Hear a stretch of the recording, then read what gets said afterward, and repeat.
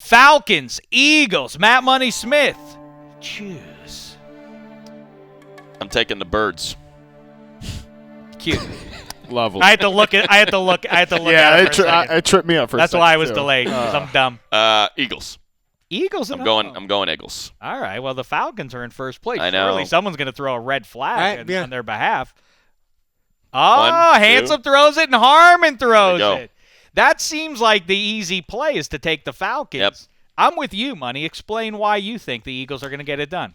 Because you know what it is? It's not recency bias, but it's an unwillingness to believe that the Falcons' defense is solved. That I am buying into this Dan Quinn, Thomas Dimitroff combination. They have figured it out. Keanu O'Neal, these recent additions have fixed what ailed the Falcons in the past. And I believe in the Eagles coaching staff. I know that Wentz is struggling and his yards per attempt are way down, but I think there is a matchup or two to be exploited against the Falcons, and I trust in Doug Peterson with the weapons he has. And now I'm talking in circles a little bit, but to find them, I feel like there's holes there, and I believe in that Eagles front that they can get to Matt Ryan and derail what has been the most impressive offense so far in the league. While I didn't buy the Eagles early in the season as the team of the NFC or that they, they're Super Bowl bound or anything like that, I think they're somewhere in between the way they looked early and the way they've looked the last couple of weeks. I think Carson Wentz gets right a little bit against a so-so defense at home.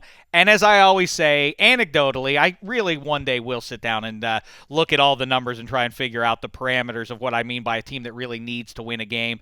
But the more desperate team in the NFL, I feel like, as I say, only anecdotally, I feel like that team tends to win. The Eagles need this one. I mean, it was a couple weeks ago easy. where they it's were in the certainly not an playoff easy picture and everything. Yeah, I just think the you Eagles think of what Beckham did to them them and what Julio could do to them in that secondary. It is not easy. It's just I don't buy that. I don't think you're going to run on them too much, and that's what Matt Ryan. We know that's not the pin your ears back and go get them. Right. I just think that we now have a month's evidence that the Falcons defense is better than it has been. It might not be solved. It might not be a great unit, but it's not like the 32nd, 31st unit in the league anymore. It's not the 49ers this year. Right, certainly. It's not Cleveland. So, Harmon, as the receiver expert, do you want to give us a little prediction on Julio Jones here?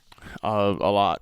A lot. He will get off again. Kyle Shanahan has been really good this year about game planning against your biggest weakness. Think about what Tevin Coleman did to the Broncos. They identified this is a matchup advantage and we're going to attack it. Yep. And I think that if you're looking at the Eagles' defense, where they're weakest is their cornerback play. Leotis McKelvey worked, I think.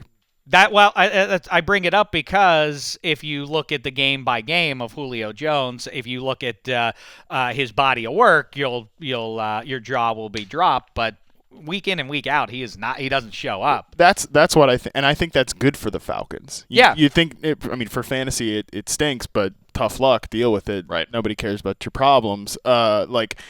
Teams don't want to have to just force it to one guy, and you saw the results of that last year and what it did to the offense. Even in Dallas is another spot too, where when they need Dez, they have Dez, but they don't have to just pummel it to him because Dak can find exploit the mismatch. Yeah, exactly.